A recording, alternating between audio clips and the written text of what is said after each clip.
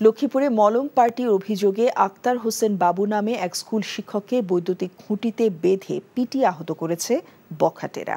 পরিবারের সদস্যরা জানায় ঈদের ছুটিতে আক্তার বাড়িতে যায়। শুক্রবার সন্ধ্যায় বাড়ি ফেরার পথে কয়েকজন বখাটে তাকে মলম পার্টি অপবাদ দিয়ে বৈদ্যুতিক খুঁটির সঙ্গে হাত পা বেঁধে লাঠি দিয়ে পিটিয়ে গুরুতর আহত করে।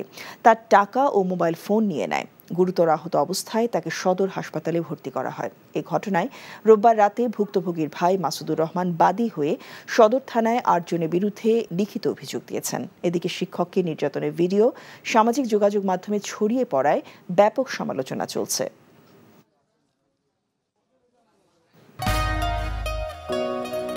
পৃথিবীর কোনো দেশে কোনো নদী হয়তো এত সহজে বয়ে যায় না।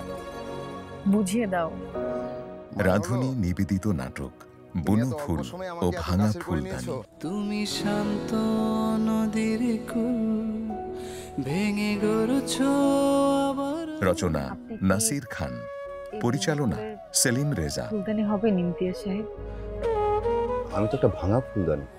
দেখবেন ষষ্ঠ দিন বাংলাদেশ সময় রাত ৯:১৫ এবং নিউ ইয়র্ক স্থানীয় সময় সকাল ১১:১৫ এনটিভিতে। রাধুনী রেডিমিক্স মাংসের মশলা, ব্যাস হয়ে যাবে ঝটপট দারুণ রান্না। এই ঈদে দেশ জুড়ে কেনাকাটার ফুর্তি হবে শুধু বিকাশে, সাথে ডিসকাউন্ট কুপন, ইনস্ট্যান্ট ক্যাশব্যাক।